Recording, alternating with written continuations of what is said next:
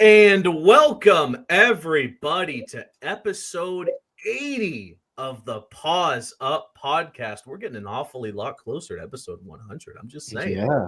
But we still have some ways to go, and we have an awesome guest for today's episode. We've been on a heater. Let me be the first to say, with guests as of late. So who better to bring on for another milestone episode like episode 80 than the AD of FIU, Scott Carr. Scott, how are you doing, my man?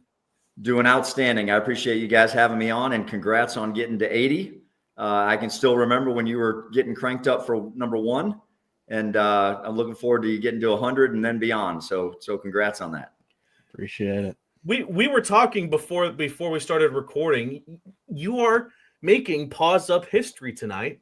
The first guest we have had on the show to appear in 3 episodes. We've had a lot of guests who have done 2. We've had, just to name a few, Eric Henry, Billy Gill, Rich Witten, and that's just a couple of Keywan Jenkins. Most recently, we've had on a couple of times. You're the first to be on 3 times. So congratulations, Scott, for making history.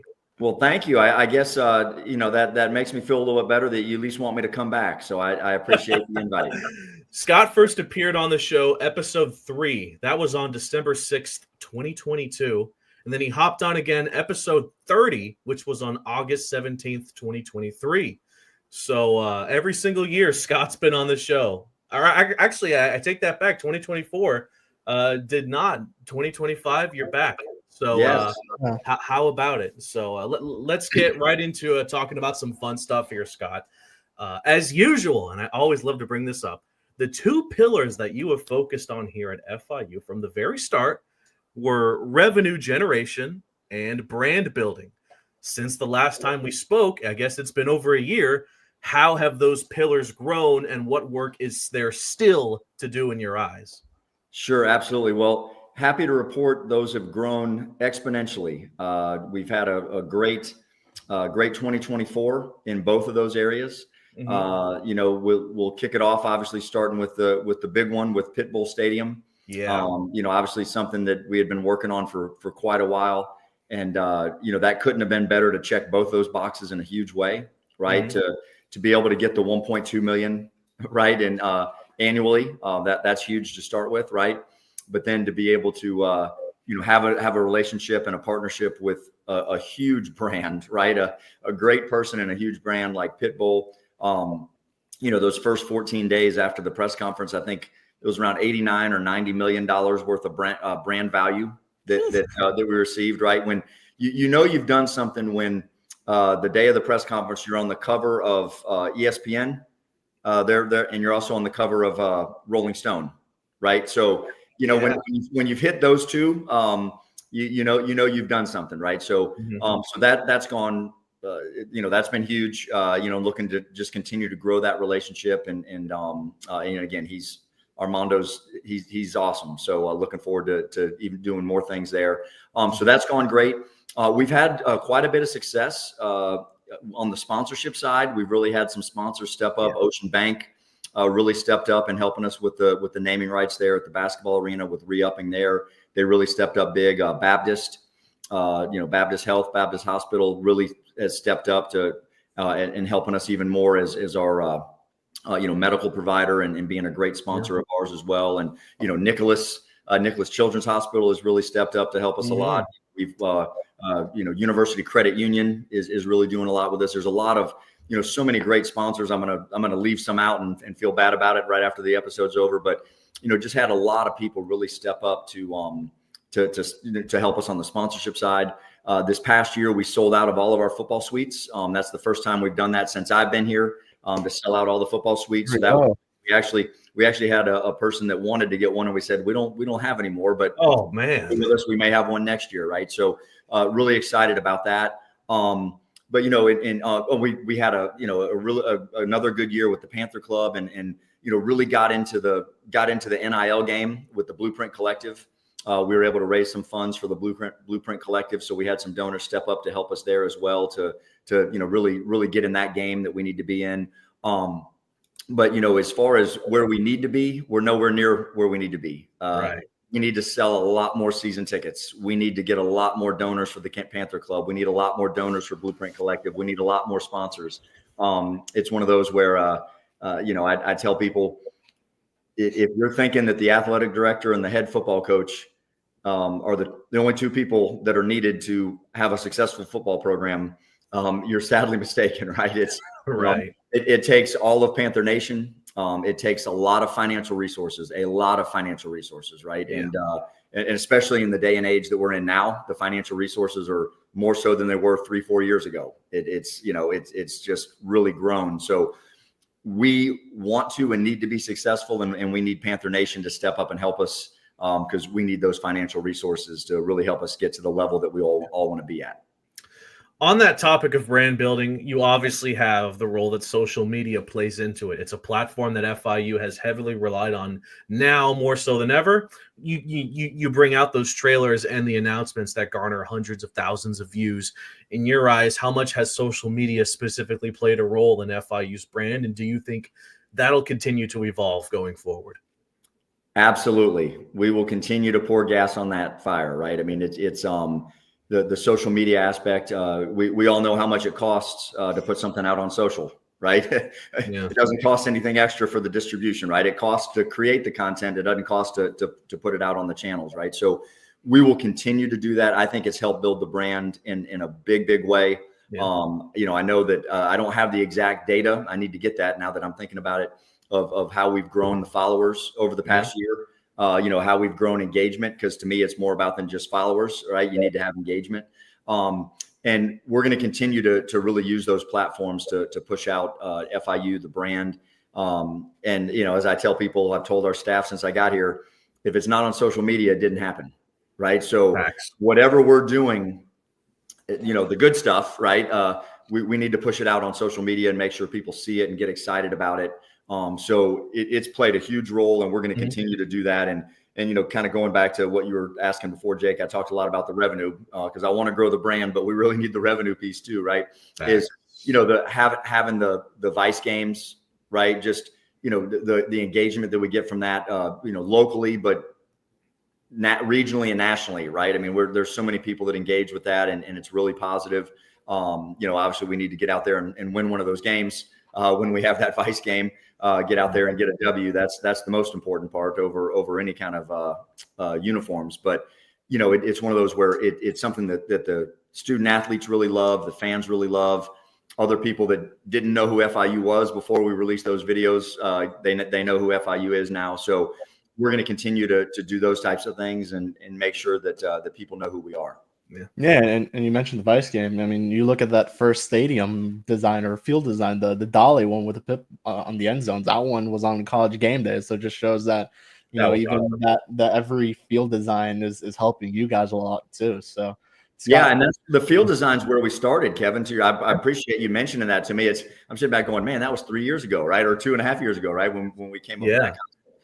And it's one of those where I don't know how much steam it's picked up nationally, but we're the only school in the country that has a different field design for every home football game. Absolutely. Because of our unique partnership with Miami FC and the fact that our football field has no lines on it, right? There's no lines at all.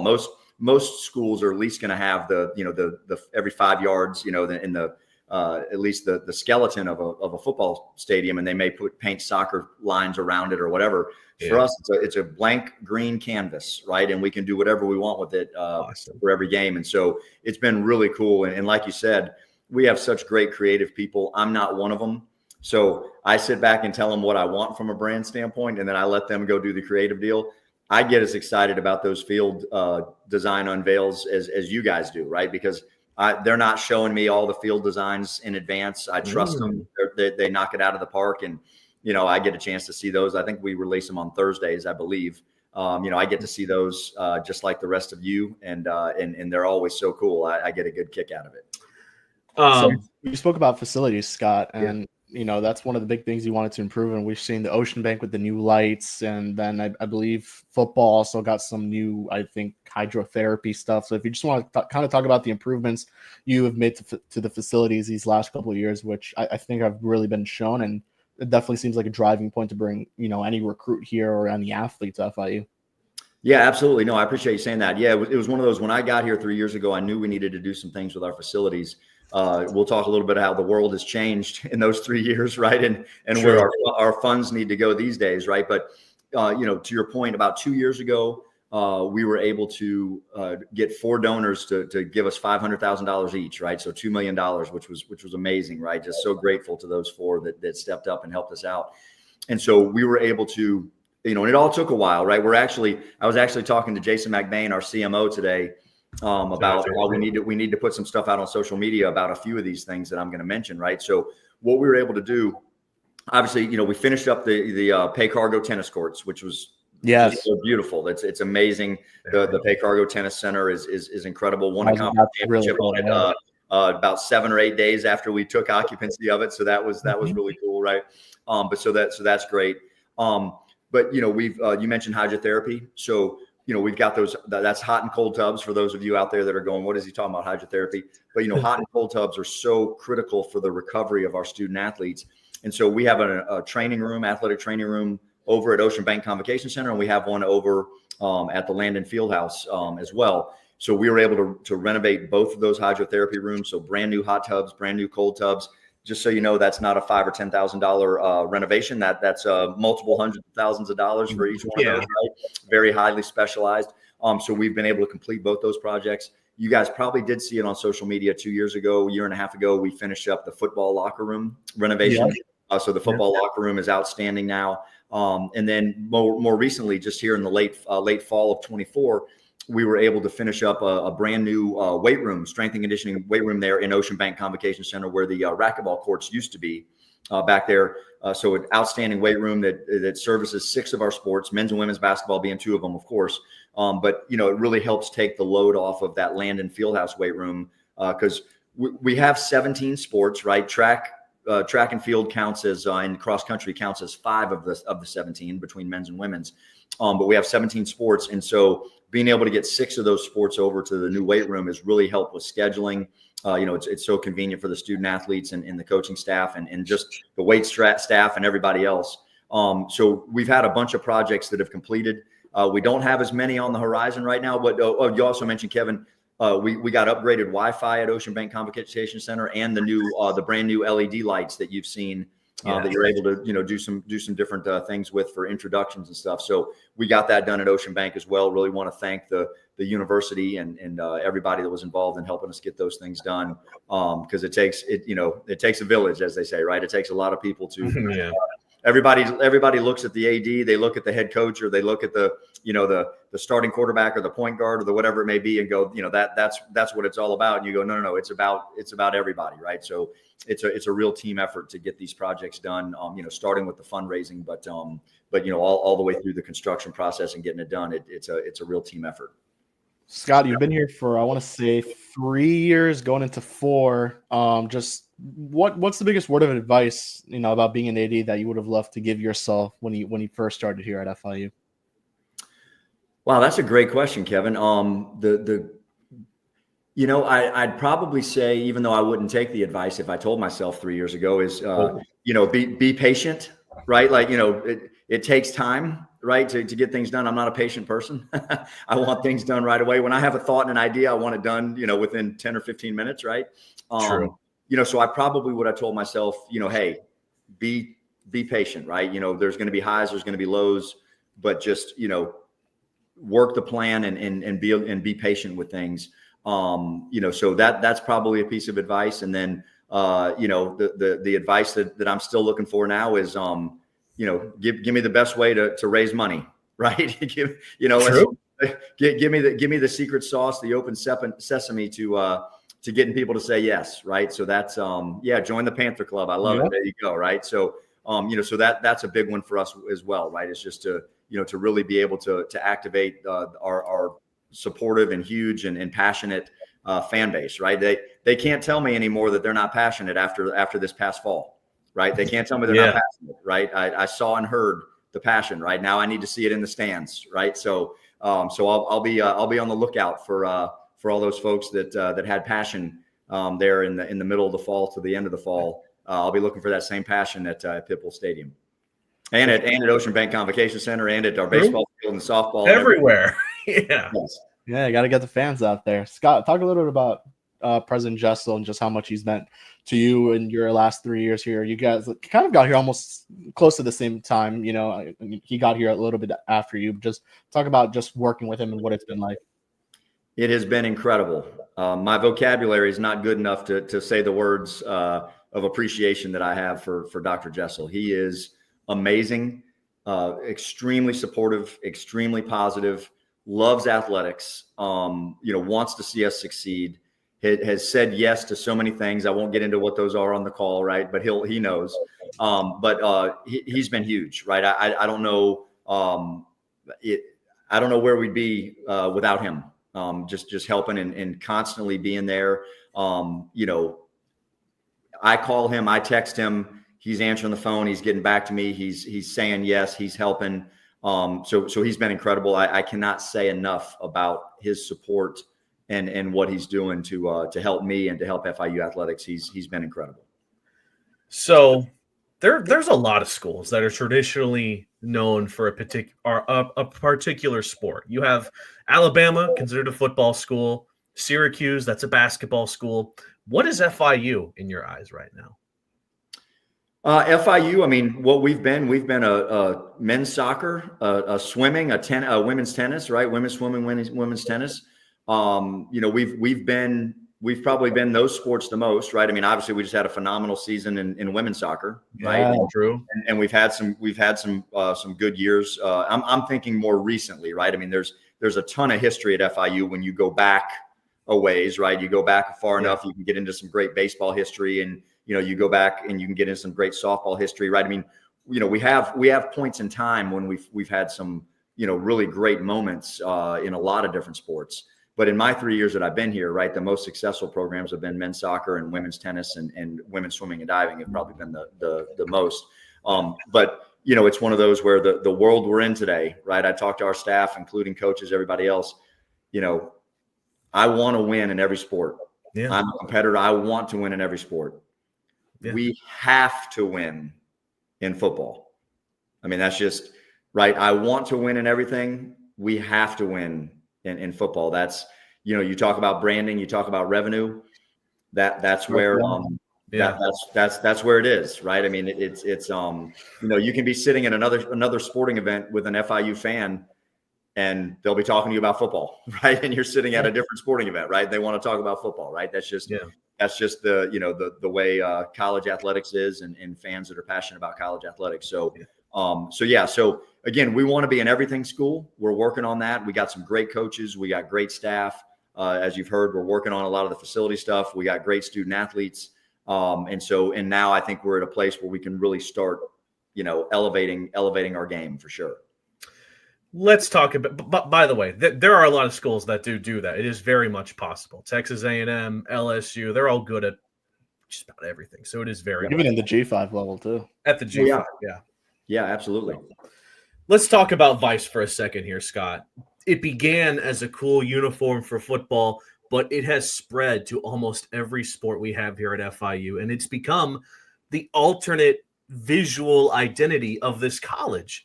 In hindsight, how satisfied are you with adopting this before any other school in South Florida? And where do you see the Vice look evolving as time goes on? And lastly, has there ever been a thought about making this the main look at FIU? Yeah, so I'll try to hammer all those. That's a lot of questions, but yeah, no, I'm hats off to my staff, right? Because this wasn't Scott Carr coming down here and saying, "Hey, let's do Vice Night," right? I can still remember, Scott Yogozinski, right, who heads up our marketing department. He's been here probably 12, 13 years, does a great job. The vision I had was we need to attach ourselves to something that's cool and unique for FIU, right? When I was at UCF, that was, we attached to the space, right, to space, because UCF was set up to help with engineers for NASA and things of that nature. Citronauts, right? The Citronauts was a mascot from back in the day. So it was, I wasn't going to come in and say, I've got a square peg, we're going round hole, right? It was one of those where I said, I've got a square peg. You guys tell me what the square hole is, right? And let's make this thing work. And And, I was sitting back going, man, the Sun Blazer, that thing's cool, right? That's a cool thing, right? Do we need to make that the thing? And they said, Scott, Vice, we really think Vice would be the way to go. Not that we can't do stuff with Sun Blazer as well, right? Because I'm like, okay, let's do that too. Yeah. But it was, when we've done some things in the past with Vice here, it's really gone over well. And I said, okay, let's go all in on Vice, right? And so, so we went all, we did that. Of course, we weren't able to go fast enough that first year to get a uniform. We had to do helmet decals and field painting and some of those things. A little more smoke and mirrors till we could get to where we had enough lead time to design and order uniforms.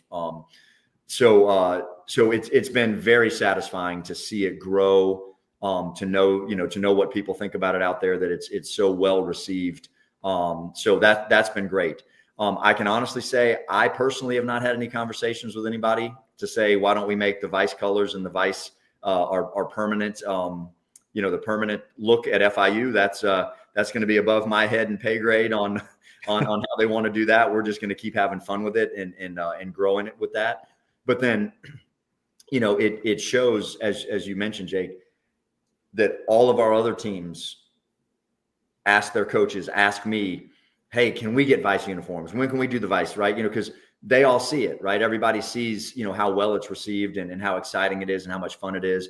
And whether we like it or not, I know I'm the old man on the call, right? Whether we like alternate uniforms or going away from traditional colors, whatever it may be, these student athletes love it, right? And I'm here for the student athletes. Yes, we need the fans, as I've already mentioned multiple times, how much we need them and we need their support. Yeah. But the student athletes, they love having these alternate uniforms. It excites them, and I'm here to do what I can to help them have a great experience, and alternate uniforms do that. So let's do it, right? So we're having a lot of fun with it, and we're going to keep having fun with it. In retrospect, the idea of naming a stadium after a person like Mr. 305 is kind of ludicrous. If you were to ask someone at FIU 10 years that their football stadium would be called, you'd be called crazy. Who initially came up with that idea, and when did the talks actually begin to obviously not only get the football stadium a name, but to reach out to Pitbull and see if he'd be down to do something that you and the Athletics have talked about a lot, has never been done before? Yeah. So all credit to Alex Kelly, right? Our chief revenue officer, Alex Kelly, he's been, he's a local Miami guy. He's worked at that other school. He's worked at FIU for, I don't know, probably 13 or more years, like Scott Yogo, right? They've been here a while. And so, I challenged Alex as the chief revenue officer. I said, hey, listen, in the next 12 months, we need a naming rights partner for the football stadium, right? This was shortly after I got here. I said, we're leaving way too much money on the table to not have a naming rights partner for the football stadium, right? As you've already mentioned, Jake, brand and revenue, right? That's been my thing. And so as Alex and I had a chance to get to know each other and me start to really see what was going on at FIU Athletics, I just said, we've got to get a naming rights partner for the stadium, because that's a chunk of change. I didn't know at the time it was going to be 1.2 million, right? But I knew that we could get some money for the football stadium. And so as Alex was kicking the tires and working on different things, I still remember he walked in my office. His office is just right across the hall from mine. He walked in my office and he said, hear me out. You might think I'm crazy. Just hear me out for a second. He said, what if, for the naming rights partner for the football stadium, what if he goes, you always say, lean into what our strengths are here at FIU and in Miami and all that stuff. He goes, our strengths are, celebrities and da-da-da. He goes, what if we had like a musician, a celebrity name the football stadium? And I said, I love it. Right. And of course, I won't use names, but you're going to kick around a few names, right? When you think of Miami and you think about, superstars, even though there's a lot of them, right? But right there at the top is of course going to be Pitbull, right? Mr. 305, Mr. Worldwide, right? And so it was one of those where you're just like, okay, that would be amazing if we could do that. And so we actually, there was a connection with somebody that was on Armando's staff. The Columbus connection is always strong in Miami, right? And so anyway, so we got connected with him and started having conversations. He liked the idea. He got Armando's business partner and attorney involved. He liked the idea, and boom, right now it's starting to happen. And they're having conversations with Armando, and he likes the idea. But, everything takes a while, right? It takes a long time. So I'm trying to think, Jake, to answer your question of when the first conversation happened. I'm trying to think of exactly when that was, because it was probably, I'm trying to do the math. We did the press conference in August of 24. Is that right? Yeah. So that first conversation, I want to say it was probably like November of 22 may have been the first conversation. Wow. Yeah. It was a long time, right? It took a long time. And the thing that's interesting is we actually had the deal done because, contracts take a while. Everything takes a while, right? Working out business points, then getting into contract form, everything just takes a long time, right? But we had the deal done probably in April, but we had to keep it quiet till August of 24, right? Because so it took about a year and a half probably, but we had to keep everything quiet because keep it quiet and go with August 6th, because that was when Armando had time. Like that's when he was actually going to be in town and he could devote time to the press conference because he is a busy man, right? I mean, I think I'm busy. I'm not busy compared to him, right? And so we knew that this was not a press release announcement, right? This was a press conference announcement, right? This was a big deal. And so we were willing to wait, right? Because, of course, from their side, it's like, hey, we can do a press release. And it's like, no, we definitely want to do a press conference, right? So we just had to stay quiet for a long time, right? That's crazy. And so it was, but it was awesome. It was worth it, and the relationship and partnerships, like I said earlier, is just going to continue to grow and get better and stronger, and more things happening. So we're really excited about it. That's insane. Shout out Alex Kelly.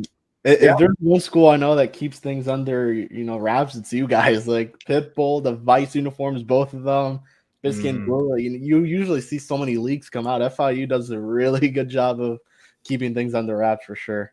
Yes, that is amazing. Yes, that's always the goal. Let us break our news, right? Exactly. There we go. Yeah, for sure.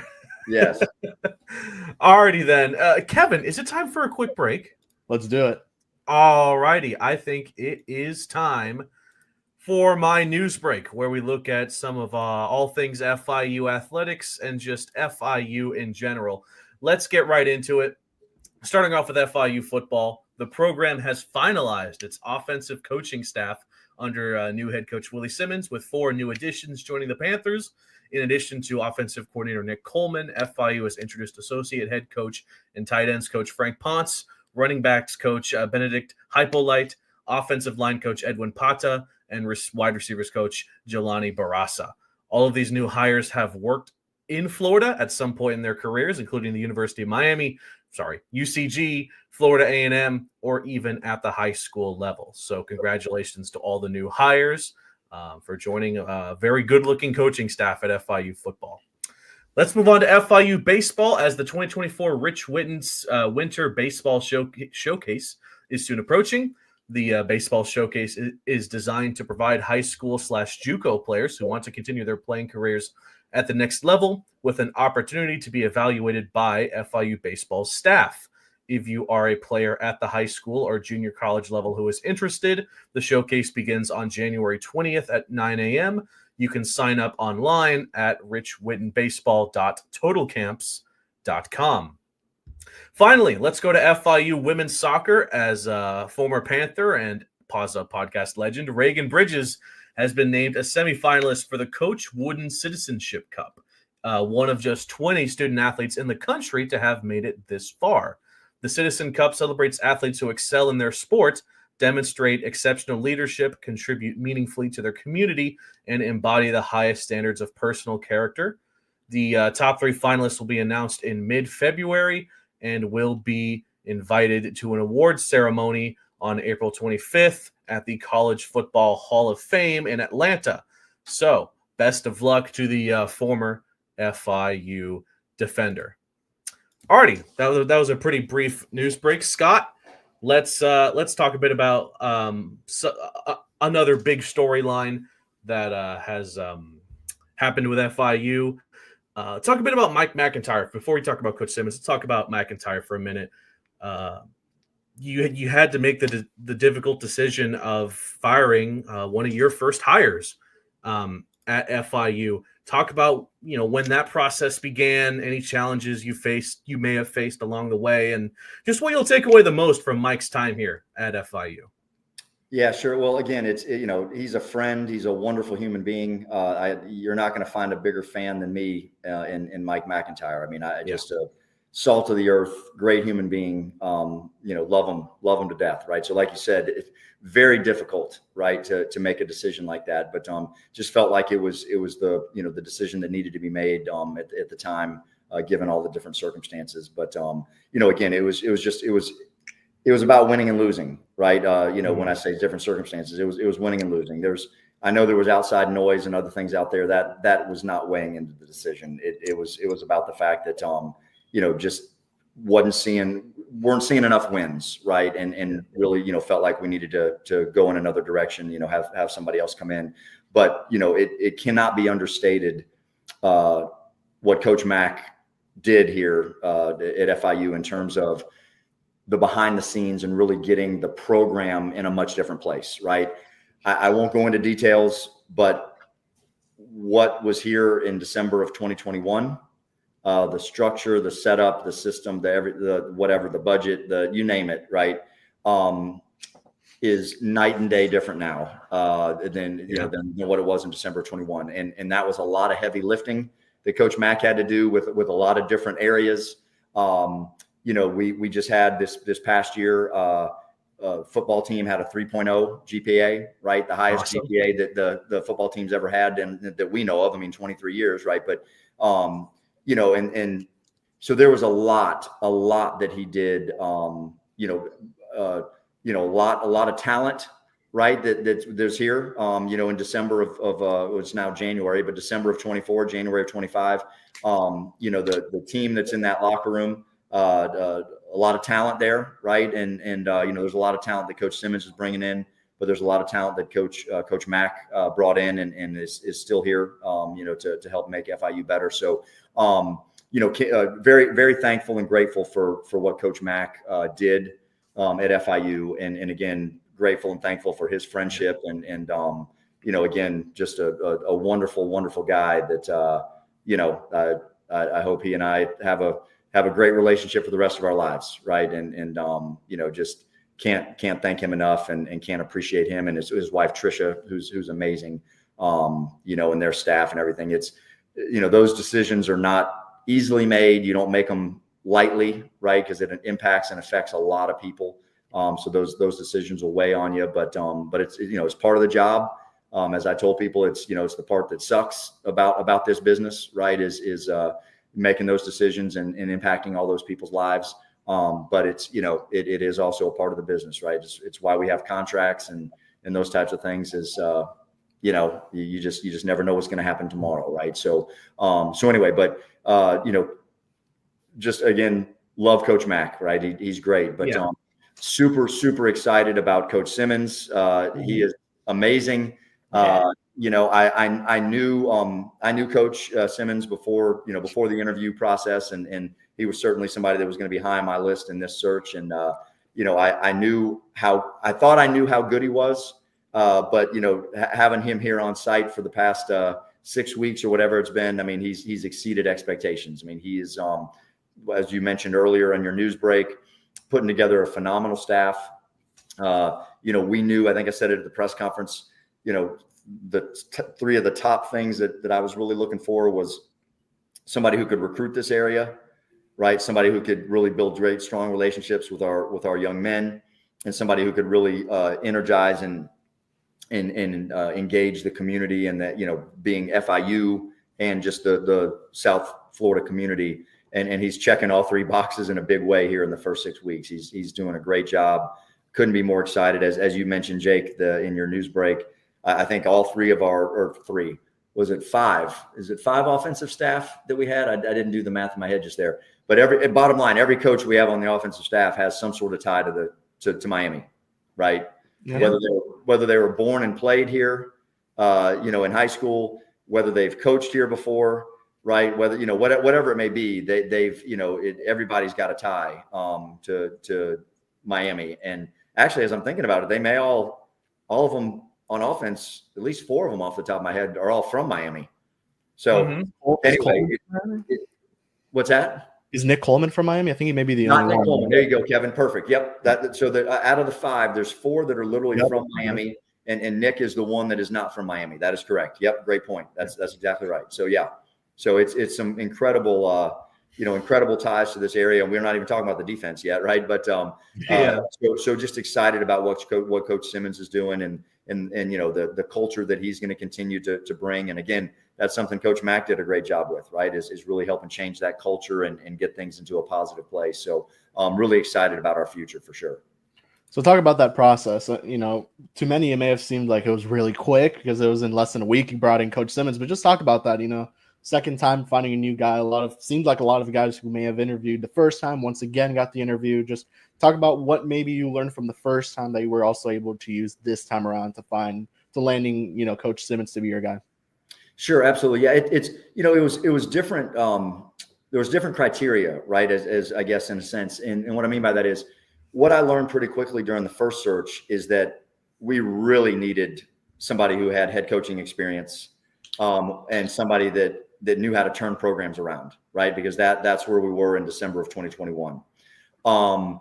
Coming into December of 24, as I already gave, a lot of credit to Coach Mack for, we weren't in a rebuild situation, right? We were in a, take over and take it to the next level situation, right? And so with that, we weren't just sitting back saying, hey, let's hire a head coach, right? It was a lot of assistant, whether it be offensive coordinators, defensive coordinators, other types of positions like that, folks that would probably be first-time head coaches. So we wanted to talk to a lot of those people. But again, we were looking for probably 12 different criteria, right? Mm-hmm. But those three that I've mentioned were really at the top, right?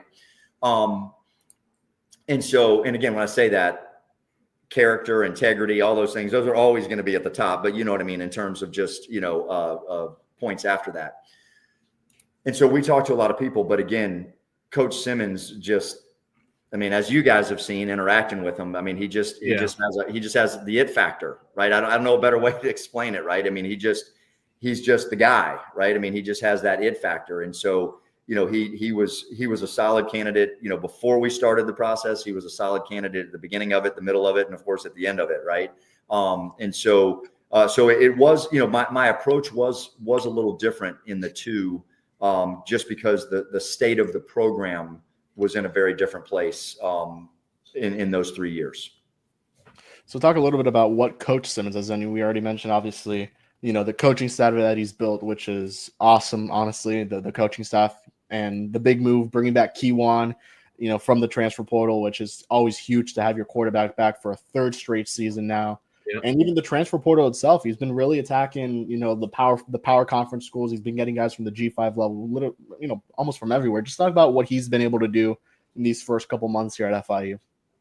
Yeah, done an incredible job. Like you said, put a great staff together. And obviously that's the first thing that really helps you, right? Because then those staff members help you recruit as well, right? But, that's what I've seen too with Coach Simmons is being well-connected out there and having so many friends in the business, people that want to see him succeed, that, sometimes they might actually call him and say, hey, here's a kid you need to look at, right? Here's somebody. And it's what to do down here when you're the head coach at FIU is if there's kids in the transfer portal, you're going to start out by saying, okay, who's from Miami? Who's from Broward? Who's from Palm Beach? Who's from the state of Florida, right? Like let's look at who these folks are and really start recruiting them. And so, he's got a method and a formula where, he wants to do X, Y, Z with high school, right? Because, we still got that next signing period in February with a lot of the high school young men. So, trying to fill certain positions with the high school, but then also knowing that there's certain positions that we needed to fill with transfers, right? As we've seen with, some guy, some defensive line, some linebackers, some safeties, right? A cornerback, right? Then you come over some offensive linemen, right? A running back, tight end, wide receiver, right? Knowing what you lost. But as I had mentioned earlier, we have a lot of talent on our team that hasn't had a chance to be on the field a whole lot, just because there's guys ahead of them that were better, right? And so, or older or more mature, use whatever words you want, right? Maybe than just better, more experienced, that type of thing. But we've got a lot of talent on the team, from the past couple of years of recruiting, right? So just being able to see Coach come in and really, having the conversations with these young men and sharing his vision that a lot of them obviously have bought into and really want to be a part of, knowing that he's going to be setting his culture here in the spring of what he's looking for, how we do anything, how we do everything, right?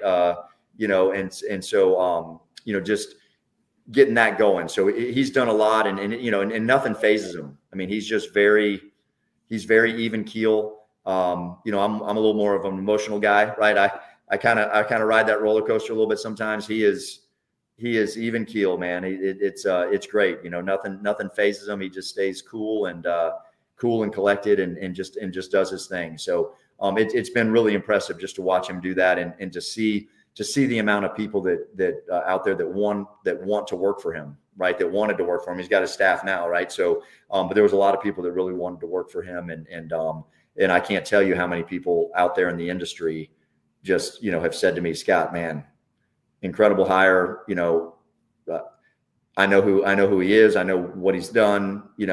Always thought the world of him. All those kind of things. He's very well respected in the industry.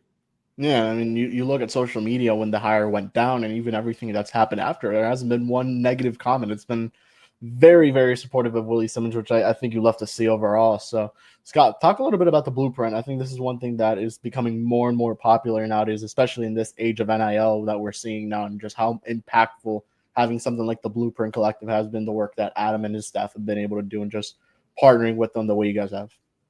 Yeah. Can't thank Adam and Coach G and those guys enough. I mean, they've been incredible, right? I mean, and let's be honest, they're helping us 99.9% out of the goodness of their heart, right? I mean, just they want to help FIU and see FIU be successful, right? There's really not a whole lot in it for them, right? I mean, they're really doing it out of the goodness of their heart. But yeah, the Blueprint Collective has been huge for us.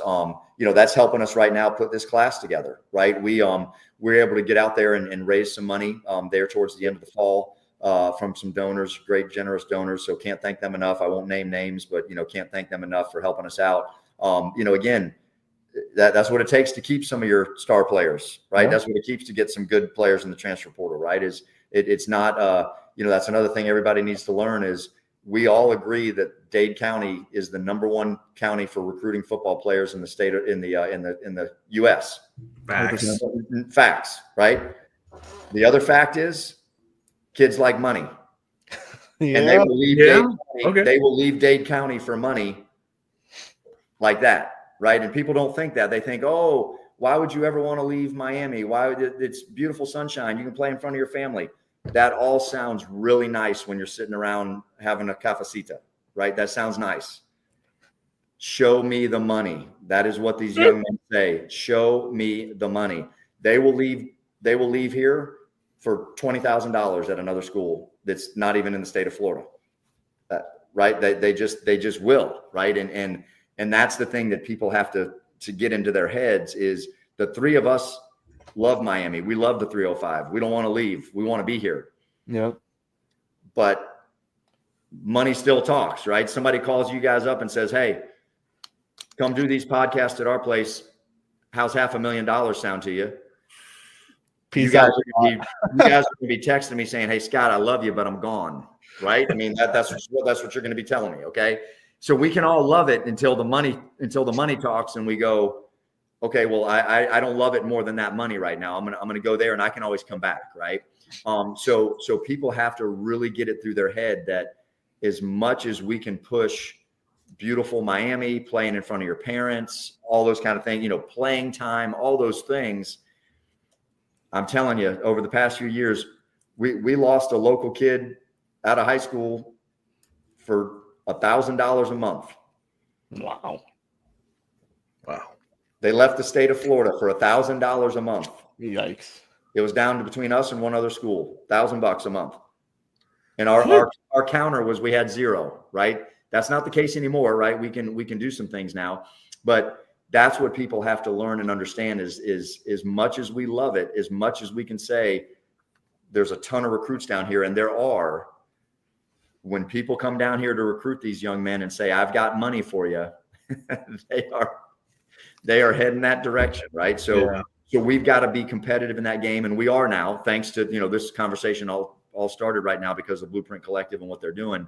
We're competing with that now, right? We don't have as much money as some of these schools and what you're reading in the newspaper and everything else, but we also don't have zero, right? So we have a chance to compete and keep some of these young men here and keep some of the ones that are currently on our team and recruit some other ones. So Blueprint Collective has been huge. We need people to continue to donate and give to the Blueprint Collective and help us there. We're about to enter a crazy time. I mean, it's crazy already in college athletics, but we're starting in July, we're actually going to be able to do revenue sharing with the student athletes, right? So right now, an athletic department can't just give money to a student athlete outside of a scholarship, right? It can't just be, hey, here's some cash for your marketing value. We're going to be able to start doing that in July. So everybody's still trying to figure out what's the life of the collective look like after July 1st. And the answer is, we don't know, right? We'll tell you sometime after July 1st, but can't thank those guys enough. Blueprint Collective, please, look them up, donate, help us out, because we are, we're using those funds right now with football. We're going to, use it with men's basketball, baseball, right? I mean, not every sport out there is really in the NIL game, right? There's, there's some sports that there's not a whole lot of money, but there's, a lot of them there still is.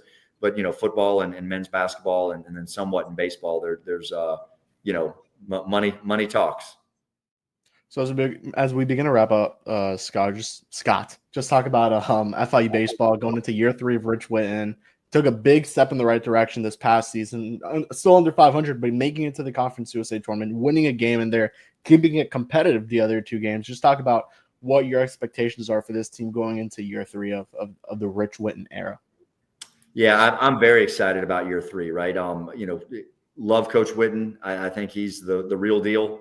Does a great job. Again, he took over in year 1. It was kind of unfair, right? I think I hired him maybe the last day in June, I don't know, June 29, 30, somewhere in there, right? And really didn't have a chance to recruit and get a class together, right? So, year 1, I think he did a great job. We had some wonderful young men on that team. It's just, he didn't really, we had some guys transfer out and some different things happen. So he really didn't have a chance to put together his team, right?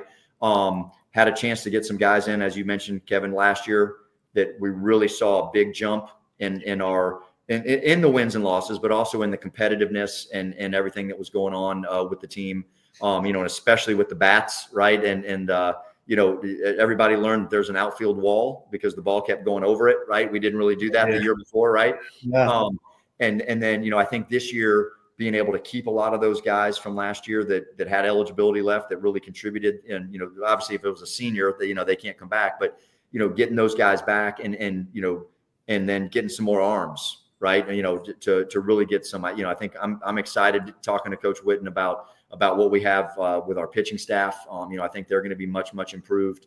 So I'm really excited about that part as well. And I have high expectations. I think they can have a really good season. I never get into the how many wins do I think that means. That's setting yourself up for failure. But I think that it's another, as you mentioned, Kevin. It should not be a goal to make it to the conference tournament. That should just be an expectation. That should just be a given. But we hadn't made it to the conference tournament in like 5 years. I don't know, 5 or 6 years, something like that. Yeah, since 2018. And so, last year making to the conference tournament, I thought was a great step in the right direction. And I think this year we're going to take that next step. How many wins that is and exactly what that looks like, I don't know. But I think the team is going to be much better, much more competitive, win more games, and have a better overall season. I certainly see that happening for baseball. I'm really excited about it. Yep.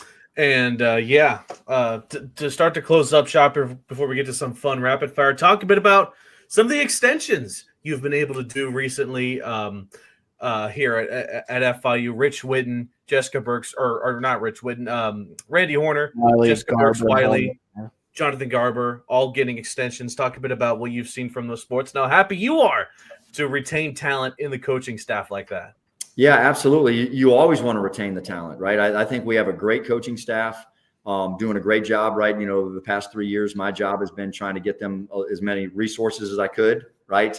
Again, I know I keep coming back to that, but it's just real, right? Is if you want to win, it takes resources, whatever those resources are. If it's people, personnel, if it's more money for recruiting, whatever it is, right? If it's money for nutrition, et cetera, whatever it may be, right? It's being able to have those resources. So super excited, right? I mean, they're doing a great job. And, we talk about it as a staff is, our first and primary goal is to compete for and win conference championships, right? Do I want to win national championships? Absolutely. But it's really, really hard to win a national championship if you didn't win a conference championship, right? Yeah. In some sports, it's almost impossible because if you didn't win your conference, you didn't make it to the NCAA tournament, right? So, it's if you're a one bid league and that kind of stuff, right? You got to win the conference just to make it to the postseason. So, so really excited about what they're doing and that they're staying here.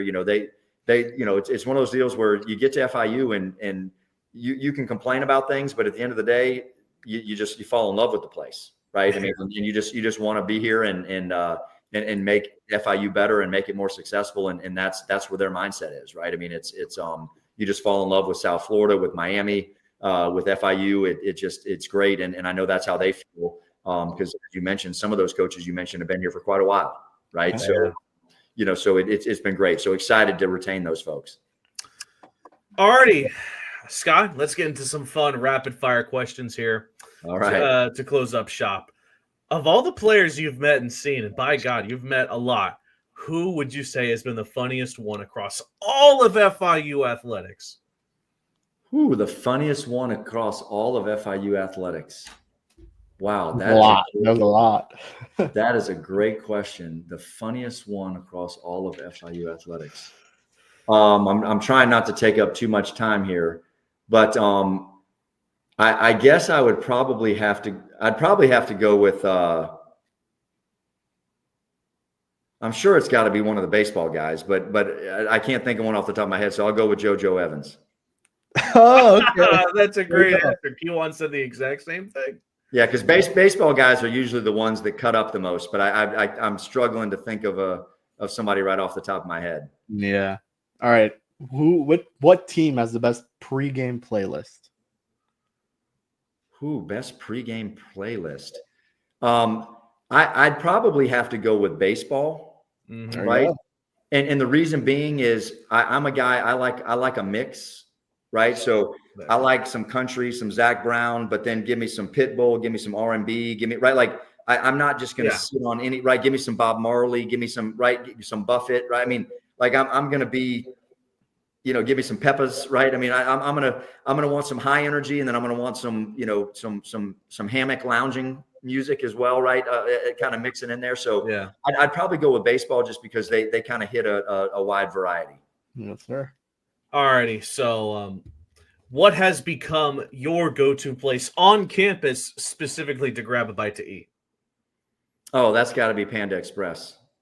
Wow, that's becoming the popular answer here. Well, it's right. So it's right across the street from Ocean Bank Convocation Center where my office is, right? Yeah. So for me, basketball games or volleyball games or whatever, if they're on like a Thursday night at 7:00 or whatever, I can just walk over there and get something to eat and come back. Second to that, and you can tell geography is weighs in on my stuff is Tropical Smoothie. Because that's right there. And it's one of those where I feel a little bit bad because, if I stopped at Tropical Smoothie, it's probably a little healthier for me. Right. But it's hard to beat Panda Express. But so I'd say that would be more because it's good and it's convenient for me. So overall in Miami, is Ropa Vieja still your go-to meal here in South Florida? The Ropa Vieja? It actually isn't. That's not It's fine. I like it. Okay. It's good. But that has not been, I like the medianoche sandwiches. There you go. Okay. I love the croquetas, right? I love some beef arepas, right? I mean, so those have, no offense to the ropa vieja that I had that first night or two that I was here, that's still good, but I'm, I love the sweet plantains. So there's just some things that have stepped up that I'm like, I'm gonna go there before I go somewhere else. For sure. So you said on the last episode you were on, you wanted to learn a bit of Spanish through some audiobooks and everything like that, whatnot. What progress have you made there? I get an F. Wow. I get an F in that because I said it to somebody the other day. I said, I really want to learn. I really do. Right. But you sit back and you go, when do I have time to do that? Right. But, so I give myself an F that I've not done a good job at all. Yeah. All right. That's fair. All righty. And then finally, we asked this to every athlete, coach, who should be the next either athlete or coach that we should get on the Paws Up podcast for the pod? Ooh, the next athlete or coach. I wasn't expecting that question. Gosh. We've had a lot. So yeah. I get the cop-out answer is I would say have somebody on here that you haven't had before, right? Don't have clowns like me taking up a third of 3 out of 80, right? So I would say having somebody that hasn't been on here before. But I guess, the way I would say it is I would say have one of either have Javon DeWitt or Nick Coleman. Right. Or potentially, right. Or one, Frank Ponce or one of the guys that's local, one of those guys as well. But I think, kind of get to know an assistant football coach or two, I think would be kind of cool. Maybe you start with offense and defensive coordinators, right? Maybe you kind of do something like that. But, I obviously know Javon DeWitt a lot better than I know Nick Coleman, right? Just because Javon and we were together at UCF. We've been together here for a while and all that stuff. I don't know that you're going to find a smarter human being in coaching. I mean, I think he graduated with a physics degree in 3 years. And I mean, just like he is like, you could get him on here and talk 95% about something besides football and he'd blow you away with his knowledge and what he knows. So he's a great interview and a great human being and a very intriguing person because he can talk about a lot more than just football and defense. Awesome. Sure. Alrighty, Scott, again, thanks so much for spending some time with us today, man. As we always do, if you have anything you'd like to say to the fans, to FIU, to anybody, the floor is now yours. Yes. Panther Nation, listen, it's Scott Carr here. We need your help. We need you. I know that you want us to win. I know that you want to see a successful program that you can just really be proud of. So we need you. Please don't rely on me and just Coach Simmons to get everything where you want it to be.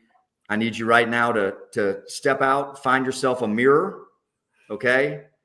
And if you want to know how we're going to win and how we're going to get better, I want you to look in that mirror, and whoever you see in that mirror, tell that person to step up, help us, support us, come to the games, buy season tickets, join the Panther Club, give to the Blueprint Collective, help us out, and we'll get exactly where you want us to go. As long as that person that you're looking at steps up and does those things, we'll be in great shape. Paws up. Well said, man. Again, thank you so much, Scott. That was awesome. So for our guest, Scott, for Kevin and myself, saying thank you so much for helping us get to 80 episodes. We can't wait for you guys to see what we have in store for 81.